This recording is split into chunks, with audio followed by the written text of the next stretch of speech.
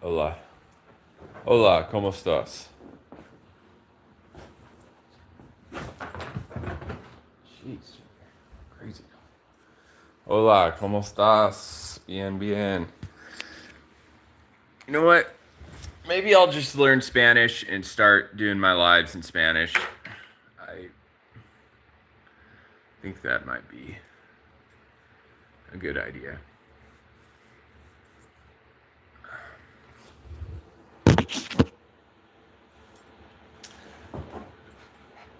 What's up? Sorry. She's like, are we still playing? Say hi, Ginger. Oh, wow. Uh, so.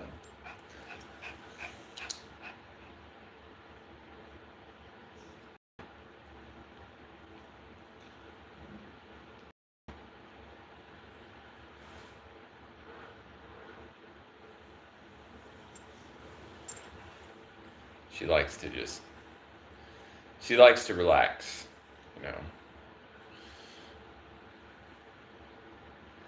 When was it? Yesterday I had to go to work and she just wanted to lay on the bed. She was like wanting to just me to stay home basically, and I had to go to work. So sad.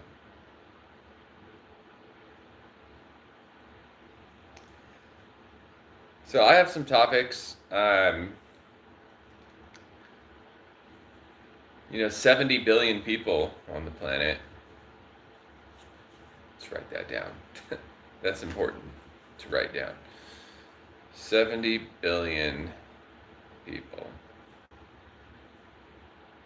People, people, people, people, people, people, people, people, people, people. Oh, she's getting cuddly. She is getting cuddly. 70 billion people on the planet.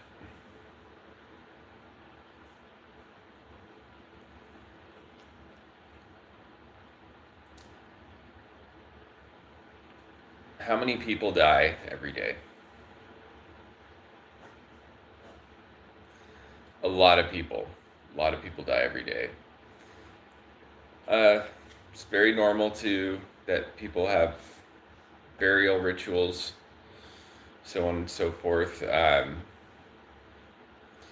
have some sort of not only appreciation for the deceased, but to have some sort of control over something that is completely uncontrollable, which is death.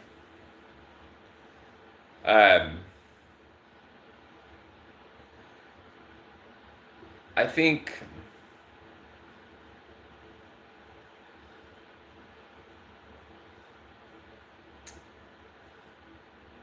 I would like to say that I'm not scared to die.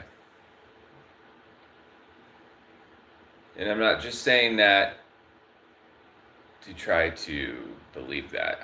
I think in a way I don't want to say I'm on borrowed time, but I feel like I've already died in a way. Physically and spiritually. I feel like I've already died, at least for sure one time. But mentally, I don't think I've ever died.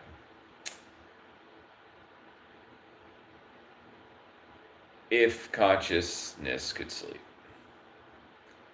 If when you are not conscious, you are still mentally conscious, you're just not aware. Oh no, this live is starting out really weird. I'm talking about dying and death and all sorts of things, burial rituals. Um, I just think that's a topic not a lot of people get into on YouTube. Uh, I think we try to hide maybe death a little bit more in America, or not just in America. Everywhere is pretty similar. Similar. I think nowadays in modern culture, death is sort of covered up, or glanced over. It's not a topic that's really good for business, so to speak. Um, and that seems to be everybody's main focus in life is experiences and business and blah blah blah blah blah. But death is longer than life. You know, to I'm like literally just freestyling right now. I'm just going live and wrote down 5 topics and I'm just gonna talk on each topic. Death is longer than life. And what I mean by that is everybody is going to be dead a lot longer than they are alive.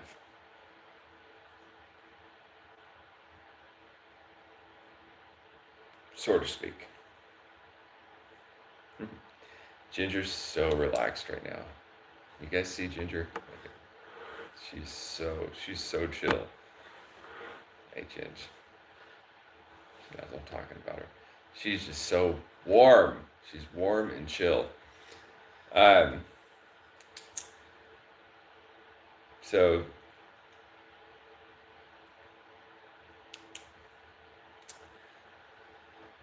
as far as the realm of time, whatever realm we're in on planet Earth, whatever realm this universe is, and however time is experienced through our consciousness, possibly group consciousness. Maybe if you could hack out of that group consciousness and experience time in a different way, you would maybe become something else. But as far as our general group consciousness in this realm of time, everybody will be dead a lot longer than they are alive, which makes life very unique and special. Because we are only alive for a very short time in the grand scope of things, we should contemplate death a little bit, but not too much. You know, I'm not saying walk around with like the pending doom of death, the inevitable, in your stature and fashion. But, I mean, like I said 5 minutes ago, death is not really a topic anybody gets into. The only time you will hear about death would be every now and then if you go to church regularly, the pastor, for whatever reason, will drop the death bomb on the congregation and do the whole, we are all gonna die, did you know that? And then they go off on their little epiphany they had during the week. Sorry, that sounded a little, I can't think of the word right now. Anyways, that's usually the only time you will hear about death. But I think death was much more on the... Death was more acknowledged in society 100 years ago. For one, people didn't live till they were 90. People lived till they were around 50 years old. Which is why marriage at 20 makes sense. 30 years with someone, okay. You get married at, say, 20 now or even 30, and to spend 60 Christmases with someone seems much. 60 years with one person seems, I mean, yeah, if you love, you know, your partner, then that's great, good for you. But I think this is why divorce rates have skyrocketed, and a different sort of structure. Relationships are structured a little differently now. You have women being as much as the providers financially as men, um, so on and so forth. So, with more people dying more rapidly, and without the pop culture and the entertainment and modern technology and conveniences that we have now, death was more like in your face back in the day. Back in the day, the day, the day, the day. That's part of my new song.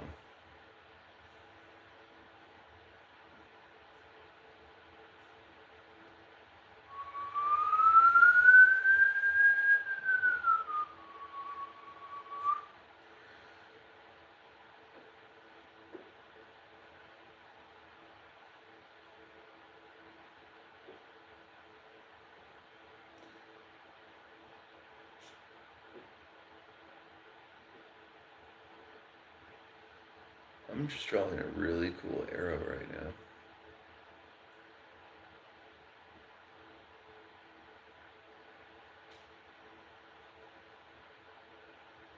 Very cool. So, anyways, like being buried alive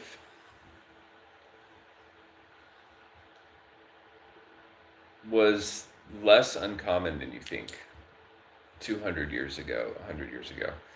Meaning it happened more often than you would think.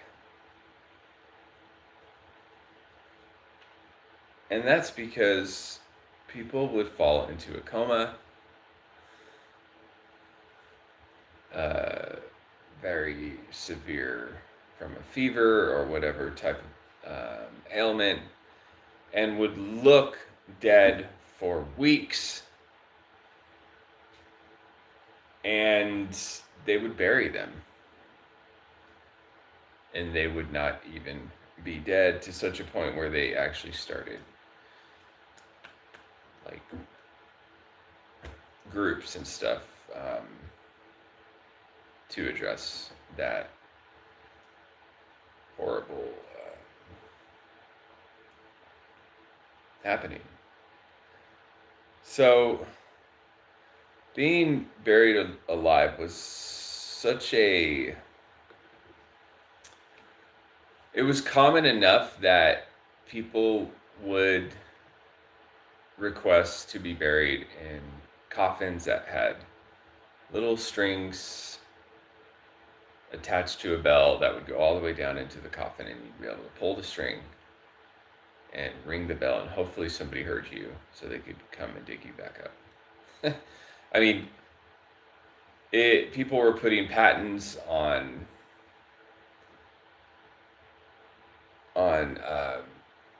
coffins and tombs that had like windows in them, breathing tubes, even food, water, basically like very tiny little coffin apartments, just in case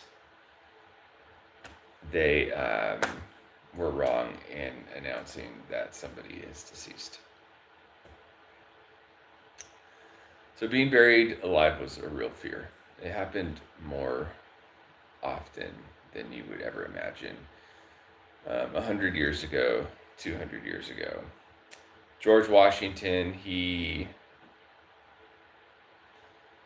put in his will that he wanted to lay in bed for 3 days after they announced him dead, for 3 days in his bed, just to make sure he doesn't wake up again, because he did not want to be waking up in a coffin and realize that he's still alive.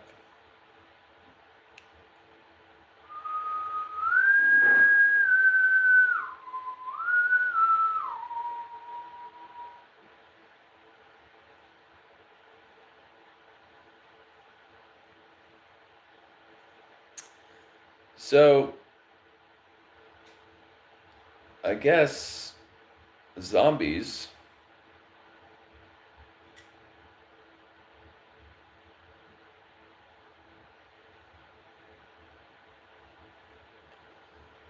are actually a real thing. Living zombies. Gypsies, neither dead nor alive. Being somewhere in between the realms of the living and the afterlife. Being neither dead or alive. Sometimes we'll call drug addicts zombies.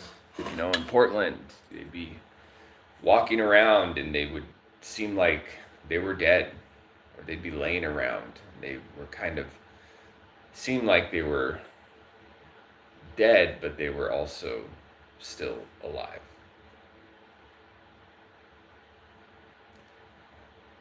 Voodoo. Witch doctors, bringing back the dead, bringing back the dead to life.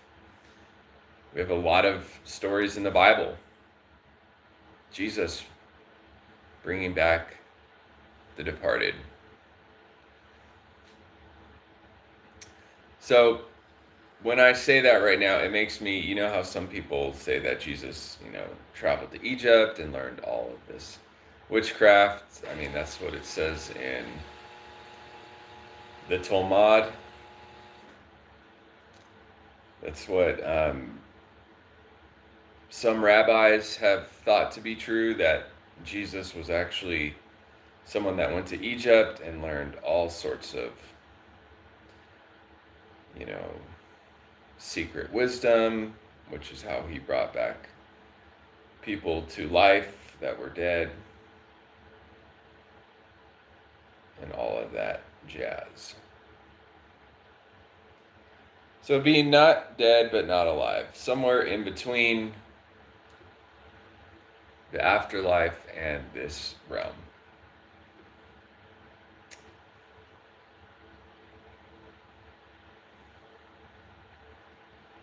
I think if somebody has enough sort of, I guess, a difficult enough life, if they suffer enough, it's almost like they can become sort of like the living dead. Meaning they're just like exhausted, like an overworked single parent. That's working like 2 jobs, and they're just died years ago, and they don't even realize it. They're just the grind.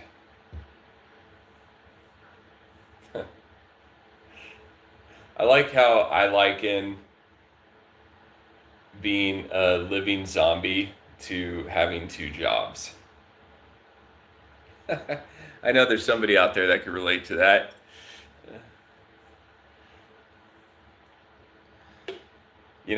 Some people are workaholics and like to stay busy and like, working 2 jobs, 80 hours a week. And some people have to. Usually kids are involved. They have to take care of children or an elderly, or they have whatever.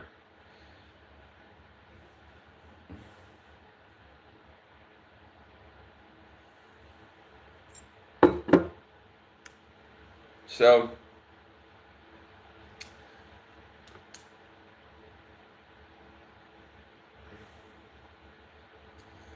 there's a lot of superstition wrapped around death. And in Catholicism and Orthodoxy, Eastern Orthodox is my stamp of faith. Somehow that happened. I'm probably the worst Orthodox Christian, but technically I am, a confirmed, member of the Eastern Orthodox Church. But in the West and in Christian religions and other religions, they have, a lot of superstition revolved around death, especially some of these Eastern European countries. I mean, they're old. These are old cultures. Greek, Greek Orthodox, Russian Orthodox. I mean, these countries have been around for thousands of years.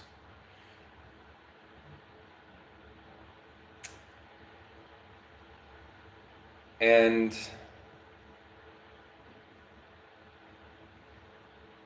like if someone passes away and their body's carried out of the house, they have to go feet first.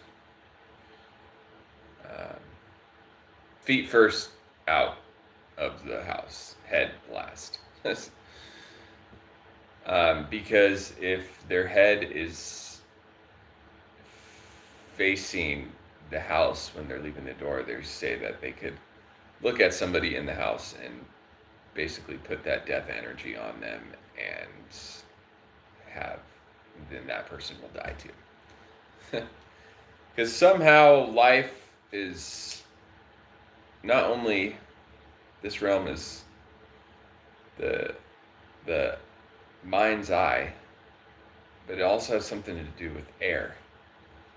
Air and the eye of your mind are basically the two things that keep people alive.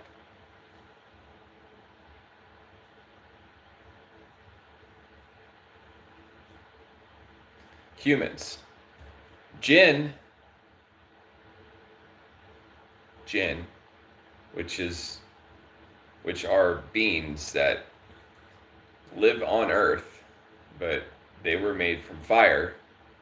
So they're sort of like steam. You can't really see steam, but under certain circumstances, you can see a jinn, but they're like steam.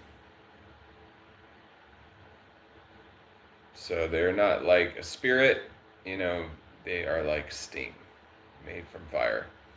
And they could go into animals and people. So the Muslims, Islam, they believe that jinn are like a race of people. They kind of look like humans, actually. And there's some that are like, there's white jinn, there's black jinn, and they kind of have pointed ears, and there are these beings that are like steam. We can't see them. And according to Islam, there's some jinn that are Christians, actually. There's some jinn that are Jews, and some jinn that are Muslims. And there's some jinn that are not religious at all. And they say there could be like sort of sinister jinn that don't really give a shit about humans, and if they could fuck with them, they will, so to speak. Especially if the humans make them angry. And then there's some jinn that just don't, really, they basically ignore humans. And then there's some jinn that will enter into your household. Especially if you are like, say you're a Christian family, then you might have a Christian family of jinn living in your home because they like your spiritual practices. They like your reverence for the Lord, and they will have their family with you. Maybe they will protect you and help you in some way. And if you start sort of backsliding, as they say in the non-denominational world, maybe the jinn will be upset with you. The jinn I believe that the jinn can enter into a human. Since the jinn is made from steam, just like how someone could take sort of like a steam bath, sit in a sauna. That's why some people you could feel a sort of like, you feel like a out of this world sort of presence. Especially I think sometimes when people are really, really wealthy or they're celebrities or they're influencers, they might have taken on a jinn spirit. Okay. So I'll I used to work out at this boxing club every once in a while, not a lot, but when I lived in Hollywood, I worked at this, did some boxing workouts at this popular boxing club. And there was, celebrities that worked out there and famous MMA fighters like George St. Pierre, he rolled into the gym. The coach for Manny Pacquiao, I saw him there, you know, handful of times. He gave me some tips on some boxing and professional boxers, celebrities, and just normal people that lived in the neighborhood, like myself. And when I went and worked out at that boxing gym, I was in. That was such a weird. When I lived in Hollywood, that was. Yeah, I was saying, I was working out with this celebrity, and you could just feel like this presence. Like maybe he had a gin, maybe I had a gin, attached to me. But the gin can live, 300 years up to a couple thousand years. And they say that in Islam that the devil and the devils are just old, powerful jinns. They could take the form of a horse, a tiger. And so I think if you notice people that are really, really wealthy, uh, or are famous or celebrities, I think maybe some jinn become sort of basically attach themselves to them. And if money is energy, which I believe it is, well, steam, fiery beans kind of seems like energy too. Sorry. Hey, what's up, Nathan? Sorry, I'm talking about some really bizarre topics right now. I'm doing all right. I'm having some coffee, and I have to work later tonight.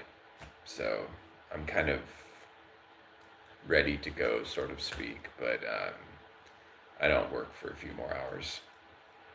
I'm talking about gin, I'm talking about death, I'm talking about different stuff like that. Wow, I was petting Ginger. My hand is so warm. She is so warm. So the afterlife, death, I think it's a topic that nobody really gets into,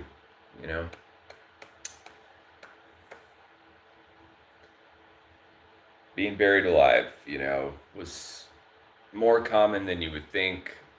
People would have specialized coffins with little strings, and you'd ring a bell. They'd put air tunnels. People didn't know if people were alive or dead. 100 and 200 years ago, they did not have the modern medical field that we have today. People would literally seem like they were dead, for weeks, and they were in a coma.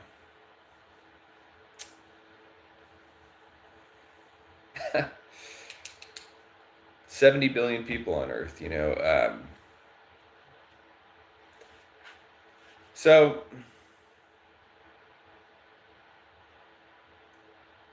I know there's stories around, not just stories, but actual real life documented sort of phenomenons of Buddhist monks and even Orthodox monks that die and their bodies do not basically decompose. Now, is that some sort of trick where they do embalming fluid and sort of, but I don't think so. I don't think so. So, for whatever reason, some people just do not decay like normal people. Because they've sort of, I believe those people have already died before. That would be absolutely horrifying, waking up in a box. That really would be. Especially once you really realize what's going on. You know, it's one thing to wake up in the dark,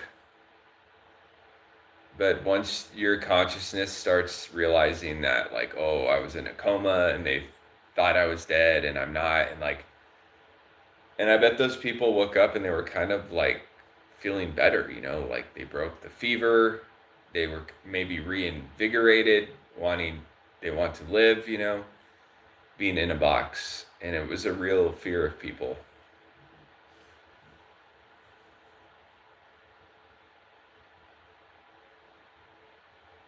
Oh wow, that's good that she woke up during the funeral and that she was not underground yet. Thank God. Yeah, so 100, 200 years ago, wealthy people would have or people would have patents on specialized coffins with air tunnels, bells, even sometimes food and water.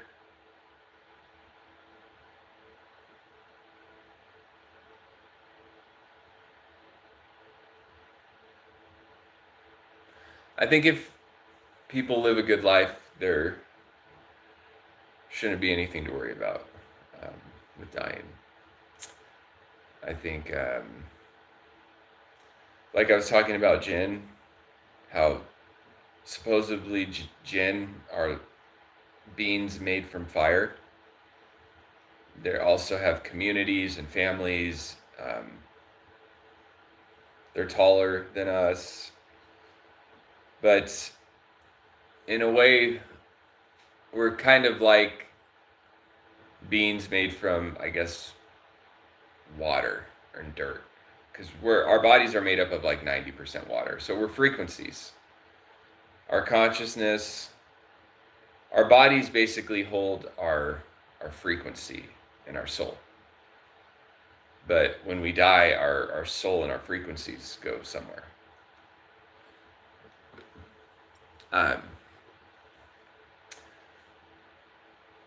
Which is why, the topics I've written down are jinn, death, rituals,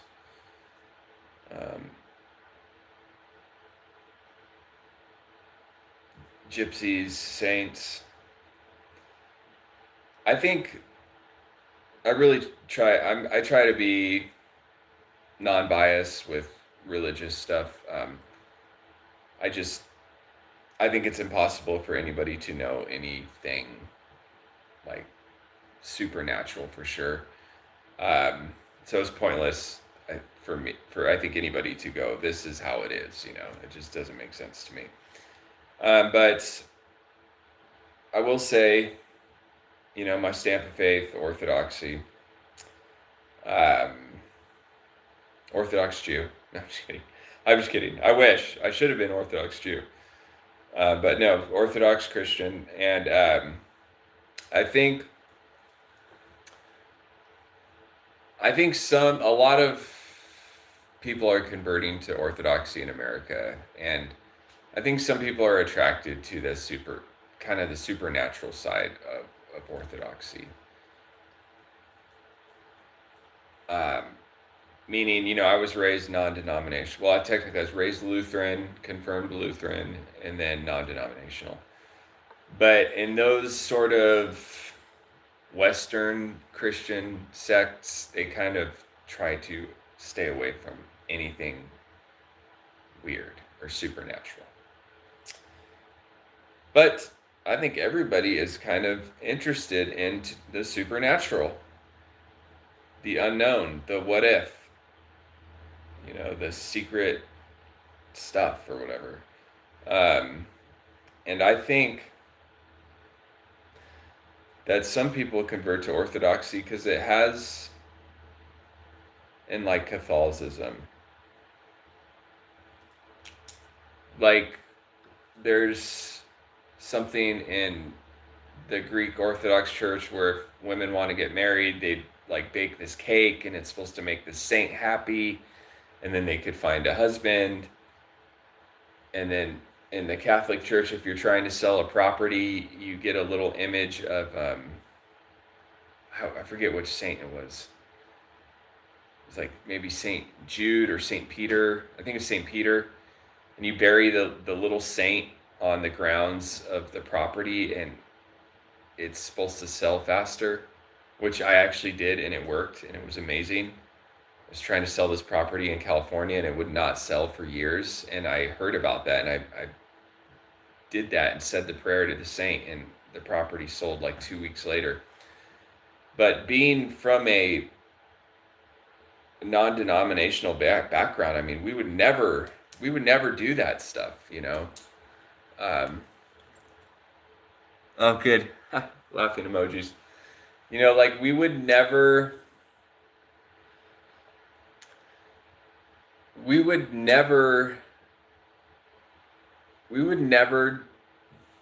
ever do anything like that. Being non-denominational Christian, like Calvary Chapel Lutheran, we would never get into like that supernatural stuff, but I think some people are converting to Eastern Orthodoxy because that kind of stuff is attractive, because things do mean things. That's like the best thing I said this entire life. Things do mean things. Things do mean things. That sounds like some lyrics to my music. And like colors mean things. And in the Orthodox Church, we have the sacraments of oil and water and all these sort of rituals, because people are attracted to that kind of stuff. But sometimes I think, now, I'm not trying to cast judgment on people, but I think some people convert to Orthodoxy or Catholicism from a non-denominational or Protestant background, and I think they're confusing themselves with the saints, where I think sometimes, and I could be wrong, but I think sometimes maybe the saints are like jinns. I think maybe if people pray to saints, maybe there's a jinn, the fiery being made from steam, maybe performing some sort of happenings. All I'm saying is, I don't think every time an Orthodox or a Catholic person is praying to a saint that they're actually praying to that saint. I think sometimes there could be some interaction from other things. Okay? Sometimes. Because you got to remember that the saints were completely, they were Christian, meaning their whole focus was on Jesus Christ. That's why they became saints, because they were more Christ-like.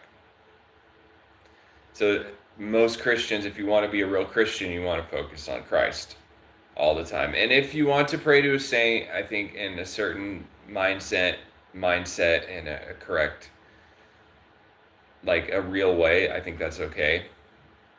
But I think when people are doing sort of like saint worship or doing these things where they're like what I did, I buried that little image of Saint Peter and I sold the property. I mean, I'm not saying that wasn't Saint Peter that I was praying to. I'm not saying it wasn't Christian or anything, but maybe I'm just thinking outside the box, the coffin. Maybe sometimes when people pray to saints, there's like jinns or other spirits or other things basically granting your wishes, and we just think it is the saint. Maybe. I don't know. Sorry, these are crazy ass topics. I'm sorry about all this. Yeah. I'm just trying to think outside the box. Because the truth is that miracles or things do happen when people pray to saints. But I'm just thinking maybe it's not always the saint that is like the actual person, Saint Paul, who died whatever 1800 years ago. Maybe it's not actually Saint Paul's spirit or frequency helping you out. Maybe it's something else, or maybe it is. I don't know. Shit, how would I know? Seriously, how would I know? This is why, like, religion, I think, is losing a lot of members, is because it's sort of ridiculous if you think about it. It's being religious is, I think, more of a cultural thing, and I think a lot of people that are raised in these cultural religions, like, they don't even believe any of that shit is actually real. And so when you have American non-denominational Protestants like converting to these cultural religions that are not their culture, I think the people that are actually raised in the religions think they're basically crazy, because they're like, why would you want to be part of this religion? This is not even actually real. Maybe. I don't know. I don't mean to offend. I really don't. Sorry, I'm trying to read your comment, Nathan. Phone's really far away.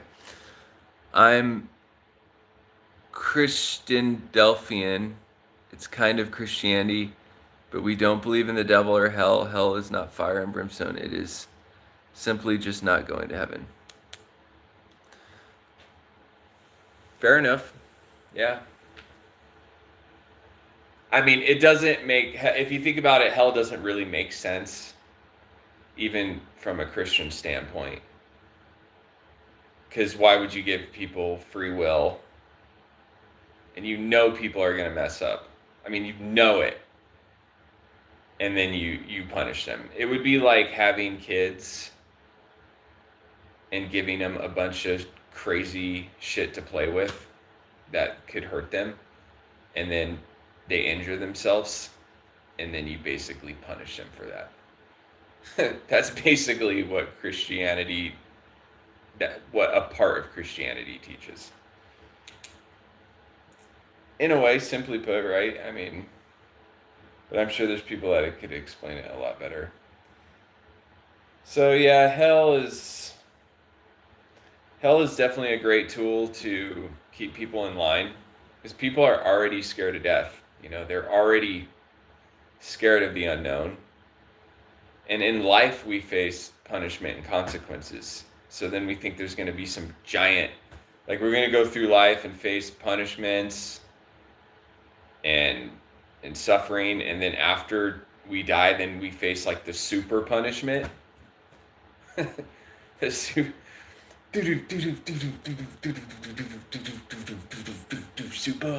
punishment. The super punishment. Super punishment. No, it doesn't at all, and it makes us burn for eternity. Sorry. Okay, so Nathan says, no, it doesn't at all, and to make us burn for eternity is insane. He loves us, but would set us on fire forever. That's pretty crazy. Yeah, it really is. It's crazy, and doesn't matter what denomination someone is a part of, they're all going to rationalize. Like, I could think of 10 different things that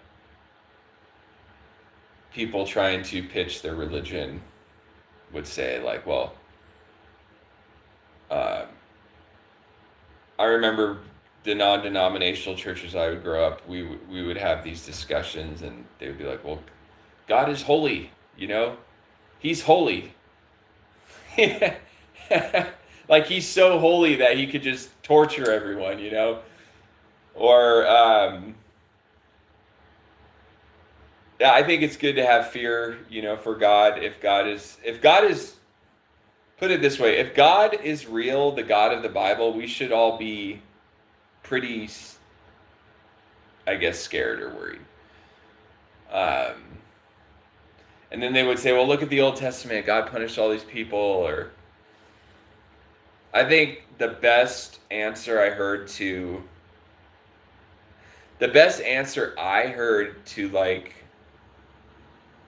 basically God doing whatever he wants, regardless of how it impacts anybody he loves, or regardless if it's right or wrong, or whatever, is that God judges and reasons differently than man does. That's like the best answer I heard.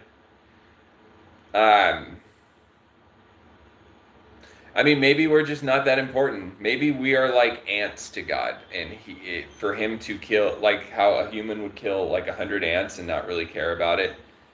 Maybe that's how we are. I don't know. Again, I'm just trying to think about this. I believe maybe more in a, not to sound super new age and esoteric, but I believe in maybe an overall energy, a creative energy. And if there is a God, then he could wield that energy, or he could use that energy, or he has access to that energy, or he's like another being, and he's probably used this energy or his power or whatever to create everything. Because there's a lot in the Bible that crisscrosses, or there's a lot in the Bible, crisscross is the wrong word, because it makes me want to jump. No, so in Proverbs it talks a lot about Sophia. Wisdom. Okay, that's what we call wisdom in the Greek church, is Sophia. So I went through this like 3 years ago. I was reading a lot of Proverbs. I was, I think, emotionally broken from Portland. I was tired. I was just living in downtown Portland, for 5 years, taking care of myself. It just took it all out of me. Anyways, I was reading a lot of Proverbs, and Proverbs talks a lot about wisdom, and it talks about how wisdom is a girl. And it talks about wisdom almost like it's an entity. Like wisdom was around before God created the world and the universe. Wisdom was there. Wisdom, she cries out, or talks on the top of the hill in the center of the I don't know, I forget the exact Proverbs, but the way they talk about wisdom, it's almost like an entity, and then we call wisdom Sophia, in the church. So I'm like, maybe that's, I don't know, a female deity or whatever. But anyways, I don't mean to sound egotistical, but I was talking about this topic 3 years ago, and then about a year ago, people started covering it, like big YouTubers, so that happens a lot. I will talk about stuff or do something with my music or do content, and then all of a sudden a year later, Jay Dyer's doing it, or different, popular influencers. They will basically just do what I do way better. Because I'm not really a content creator, okay? I go on YouTube because I sort of document my music process, and I kind of go over some ideas I have. It's more of how it's like a journal to me. So when I do YouTube, I'm kind of journaling my music process and stuff. And then sometimes I get into topics like death and jinn and all this stuff.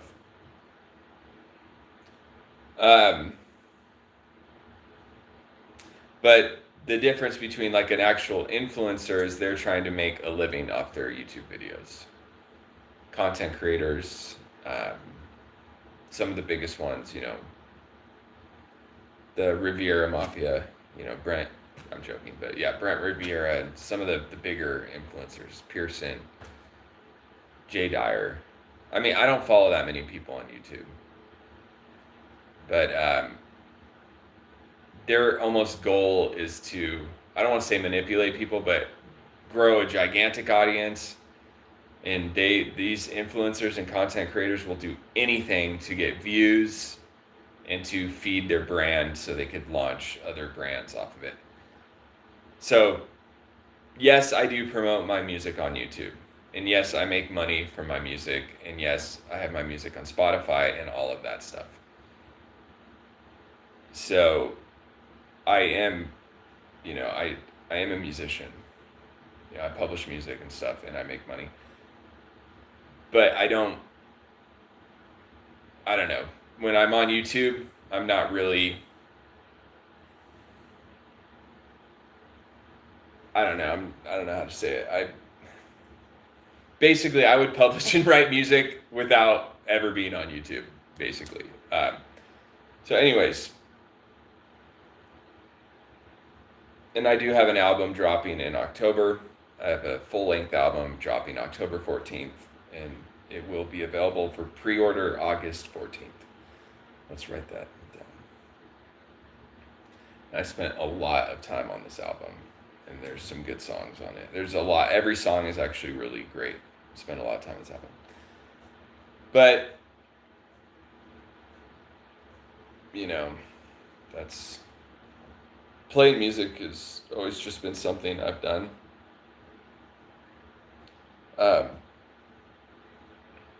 when I started playing music, I was, a kid. So that was how I bonded with my stepdad. Was he taught me how to play guitar. We talked about music stuff and like movies and stuff. He taught me how to play chess. So when I was a kid and I started playing guitar, I wasn't thinking about like, oh, I'm gonna, make a bunch of money one day. I wasn't thinking about the material side of things. I was just honestly enjoying playing guitar and bonding with my stepdad. And then I was thrown into church by my family. They're like, you need to go to church. And so then I met a bunch of Christians, and there's a huge Christian music scene in Southern California. And so they're like, you play guitar, we're basically going to use you, and you're going to play guitar for the worship and the bands and all this stuff. Because in the non-denominational world, like whatever talent you have to basically sacrifice it and give it to the church. And you can't benefit from it in any way. And it's so irritating. I really, thought that was one of the most manipulative groups in the world. But yet there was a lot of people that would financially benefit from things like some people could financially benefit from their talents. Just only a few people, but everybody else has to donate all their time and just give everything away. So it was just this really manipulative hierarchy in the Christian music scene. It was really negative. Sorry, I'm reading the comments now. And if the Bible is true about thin, then absolutely no one is going to heaven. I like how you think, Nathan. I like it. I like that. That's how I think too. Yeah, just straight up. Yeah, nobody's going to heaven. That's what I think too. It's like, ain't nobody going to heaven. Nobody. So if you want to see what I've been drawing this whole time, just it's basically just doodling.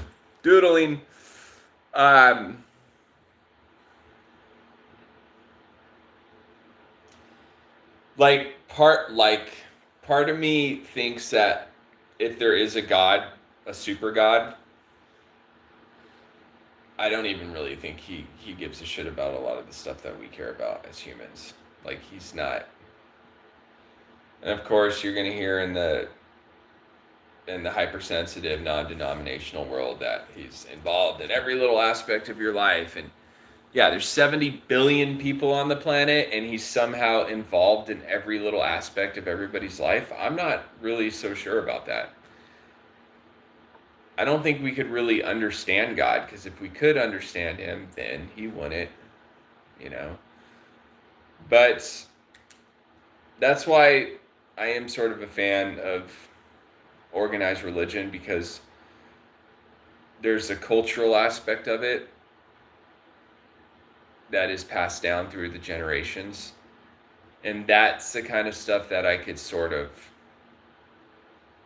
use, or basically hold on to, or experience, you know. And there is cultural aspects to non-denominational Protestant churches. You know, the thing is those churches change so much, meaning all the stuff that the non-denominational Protestant churches did 80 years ago, that was part of the American culture, like doing Easter a certain way and doing things a certain way, they'll change it every 10 years. It's always changing. It's always evolving, so to speak. And where more of the older structured religions are, their whole thing is to not evolve, just to stay the same, which is appealing to some people. So I think it was easier 300 years ago, because wherever you were born, that was the religion that you were part of. You didn't choose your religion. The religion was chosen for you, because if you were born in Italy, you were Catholic. If you were born in Scotland, you were Presbyterian. If you were born in Germany, you were Lutheran. You didn't choose. You just were born into it. But in America, we have, you know, obviously, literally thousands and thousands of religions. Old religions from people immigrating here, and just people making shit up. New religions, which are always fun to basically make fun of. No, I'm just kidding. Never, yeah, you don't want to make fun of people's religions, you know. The people, you gotta respect everyone's religion, you know. It's doesn't matter how crazy it is. You know, there's some religions out there that are really out there with like what they believe in, but they're still really good people, you know. And then some of the stuff that they believe in might not seem like it's true, but if it's cool enough, then it's like, you know, you basically like it anyways.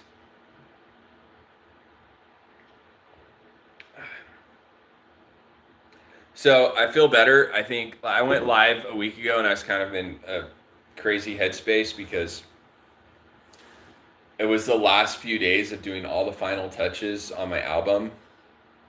And that means 10 to 11 hours a day on my computer, and going in my truck, driving around, listening to the music, and going back and just like fixing stuff. And so I was just, there was like 3 or 4 days where I thought I was done, and then I had to fix something, and it was just like, oh my God. Anyways, my album is completed. I mean, it's fully completed. The image is done. Everything. It's published. You know, it's done. All the songs are done.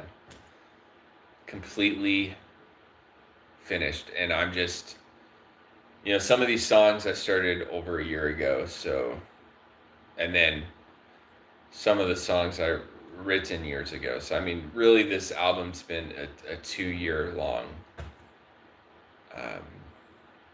making. The making of this album has been 2 years.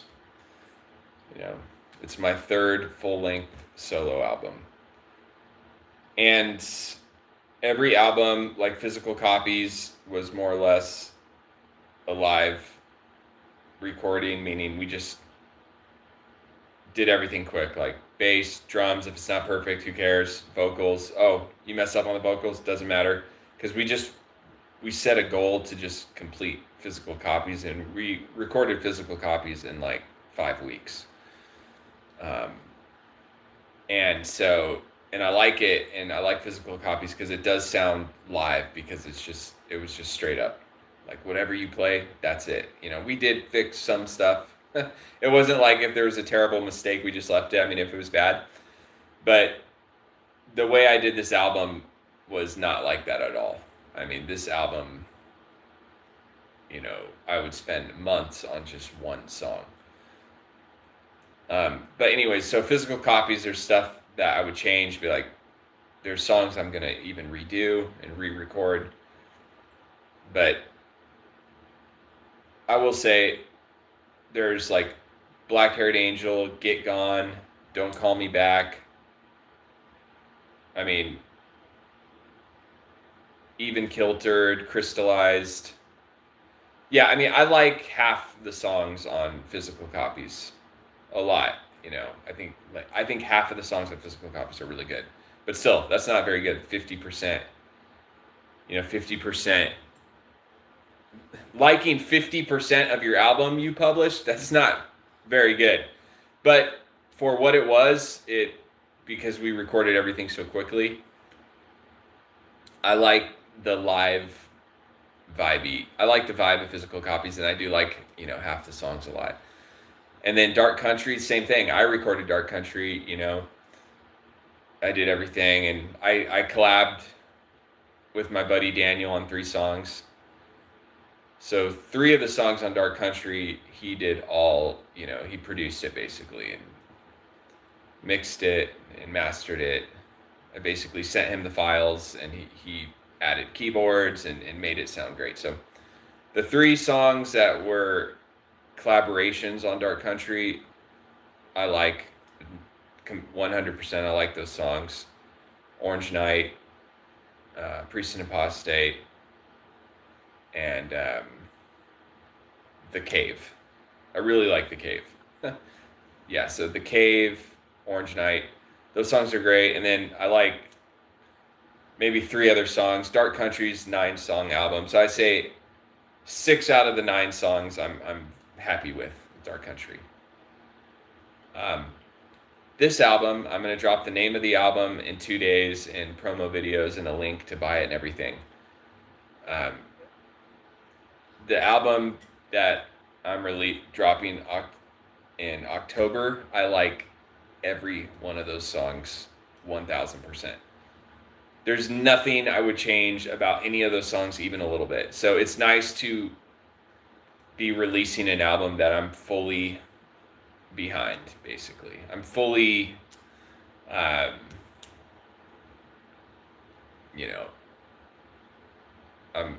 think it came out really good. Every song.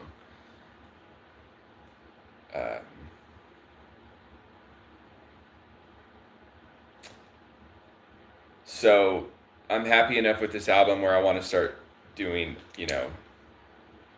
I want to put merch behind this album, t-shirts, and I want to music videos, and basically I'm going to try to launch from, this album. I also dropped a 6-song EP, and a lot of those songs on the EP were, long songs, 4-minute songs. So even though it's only a 6-song EP, there's a lot of minutes in that EP. And I dropped a 6-song EP called 5.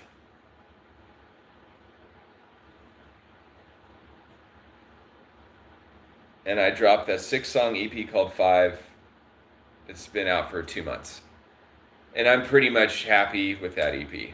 I'm like 90% happy with that EP. Rockin' Out came out good. Song called Rockin' Out. We Got Along, but Not For Long. I'm like 95% happy with that song. The Time of Flowers, I'm 95% happy with that song. Inside and Out was also a collaboration. That's on the 6-song EP. That I actually recorded that song here and then sent the files over to my buddy, and he basically mixed it and mastered it, and he did the drums, which is why it says feature Daniel Griggs, because he programmed all the drums for it and did all the mixing and the mastering. So I feel like he did enough on that to be featured on the song, even though 100% of that song was written by me. So anyways, I think I just got tired. I'm not sure. Oh, thanks, Nathan. Happy for you. That's really kind of you to say. Yeah. Oh, yeah. It's all on YouTube. Yeah, I have my own YouTube channel for my music. I'm not It's just my music up there, though. I don't engage in. There's no comment section or anything. It's just, but you can listen to all my music. It's all distributed um, on my YouTube channel. So you just look up, you know, one of the songs, say "The Cave," or "Inside and Out," or whatever song, you know. Um, "Get Gone" is very bluesy. So yeah, look up any one of my songs. "Don't Call Me Back." Basically, just put in one of my songs, Trevor Wright, um, and then you just go from there. Basically, it all comes up.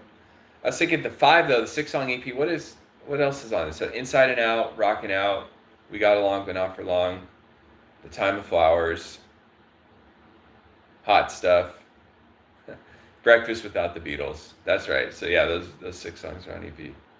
So some of those songs I wrote, you'd have to forgive me because some of those songs I wrote a long time ago. Um, so some of the songs like "Hot Stuff" and stuff, and "Breakfast Without the Beatles," I wrote that. Because the lyrics are sort of ridiculous, you know, but I wrote some of those songs when I was in my 20s. Okay, so I'm 41 now. So when you're writing lyrics when you're 26 years old versus now, it's going to be a little bit different. Um,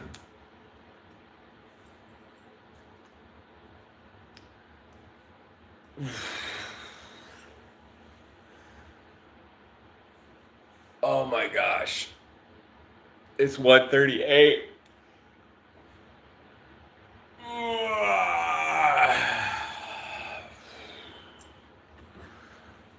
Oof.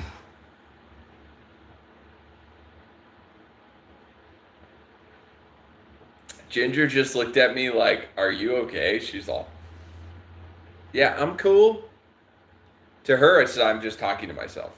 I'm not sure she could, and I'm not sure she has the ability to fully understand the cell phone. I think she does though. She's so cute.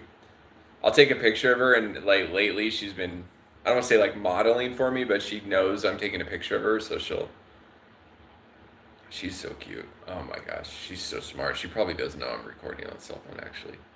Very intelligent. That's what she looked at me like. Are you gonna wrap this up because we should go for a WALK? That's basically.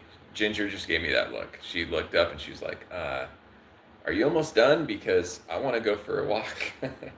That's basically the look she just gave me. I'm gonna give her some duck treats too. I'll give her a couple duck treats. So yeah, I'm gonna be promoting. I'm gonna be promoting my album a lot. I spent, you know, roughly 2 years on this album, so I'm not a big. I mean, I don't have a. I think I have 1,700 followers on Instagram, so I figure I put so much time in this album. If I want to post a promo reel and promote my album like every day for the next 3 weeks, I'm gonna do that because I spent a lot of time on this album. And for the creators out there, like, if people unfollow you, oh well, oh well. That means they were trying to get something out of you. That's how I look at it. Meaning, if someone's following me and then they unfollow me, it means they were expecting something from me that they didn't get. And I'm not on social platforms to give anybody anything. I'm just sharing the musical journey. I mean, I want people to listen to my music, and that would be cool if they listened to some songs and were like, "Oh, that's cool," and enjoyed it. I hope that when people listen to my music, they enjoy the day and enjoy the music. Enjoy their day while they're listening to the music. I do wish that. Not like I just don't give a shit. I do care about, people enjoying their day listening to my music, but at the same time, I'm not going to sort of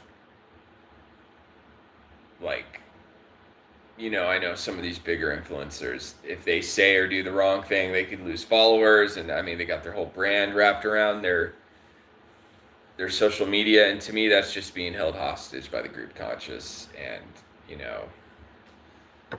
um, I was actually going to say something about, that was one of the topics I was going to get into, something about writing music. And, what was it? I had something to say that had to do with writing music.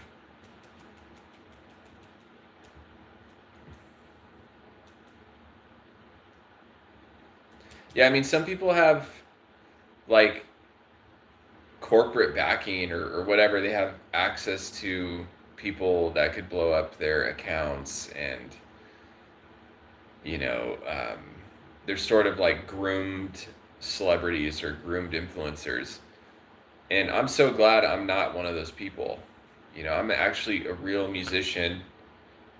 I'm a DIY artist. I'm an indie artist. I write and record music. I don't have anybody that I'm not like accountable to some sort of brand or corporation. You know, um, I'm actually a real musician, and I make content that shows my actual process in writing music and the journey of songwriting. And but I will say that the more money I make from streams and people buying my EP, people buying my album, it does start changing how I look at things. And I start thinking more of like a brand and how to be more general and how to be more professional. And it does change things. I'm not going to sit up here and say I don't care about money and I don't want any money.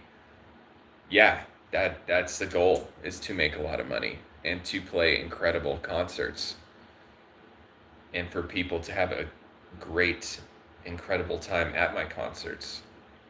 That is the goal, to help other people. So when I play concerts, a lot of people are making money.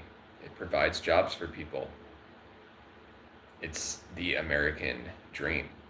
So yeah, I'm pro money, but at the same time, I'm not going to be so focused on being this perfect online figure that I lose touch of actually being, the real songwriter, which I am. So I think that's it. I think that's all I got right now, y'all. Ginger, you want to say, yeah, good girl? Yeah, Ginger said, have a good day. That's what she said. If she could talk, that's what she would say. She's looking at me. She's so ready for, look at her. She yeah. Oh my goodness. She's so ready for a WALK. Okay, so I went live for an hour and 13 minutes. That's a long time. Got into some weird topics. We talked about death, jinn, being buried alive.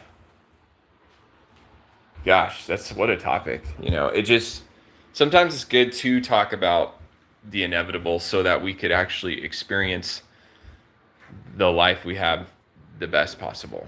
Once we realize that everybody passes away, all of a sudden we start enjoying and experiencing life in a more in-depth, meaningful way. Instead of running around like a bunch of fucking idiots, being freaked out about paying a $20 bill or making an extra $40, or being caring about what a bunch of people that we don't know thinks about us when they're all going to die too. And to have, for someone like me, maybe not a relationship with God, but at least a reflective look at life. Okay, I'm rambling. I'm going to just keep going and going. Okay, y'all have a great day. And then August 14th, there'll be a link on my Instagram, Trevor6Wright, and I'll have a link up there in the bio. And then you could order my album, my third full length solo album that I'm 100% behind. It has, you know, 90s vibes, punk rock. It has straight rock, grimy rock. And it also has sort of like alternative vibe music. Um, the album's good, even though there's kind of like three. There's a little '80s new wave, little punk rock. It's like '90s alternative. Even though it kind of has three different genres, it's all my music. It's all Trevor Wright, so it all has whatever vibe I have in music. It all kind of has that in it. So it's the album. I listened to the whole album from the first to the eighth song, and it goes well together. Each song is in line. So it's got that. The album has a vibe, and I'll be dropping the name of the album and all that stuff in a couple days on Instagram. Follow me on Instagram. Thanks to Nathan, super fan of the day. Cool comments. It's nice to have cool people in the comment section, not like the live a few times ago. Oh my gosh. I feel like I lost my temper a little bit. Yeah, but it's cool. It's just so easy to be. You think it would be easy just to be cool, but apparently some people, they're so wrapped up in their illusion of whatever kind of attitude they have that they can't be cool. But hey, I don't judge them. We've all been there. I mean, it just sucks for them, basically. But anyways, so that was a good live. Crazy intense topics. Another shout out to super fan. Yes, what did I say a few minutes ago? Not super fan, but super viewer. Yeah. You got to buy my album to be my fan. If you want to be my fan, you got to purchase my album and then put in the comment section, I bought your album. Then I'll call you a super extraordinary fellow. So, but yeah, super viewer. Good comments. I'm like, good job. Okay, that's it. I actually do have work at 3, and it's 1:49, and it goes by quick. Pretty soon it's going to be 2:30. All right, y'all, have a good one.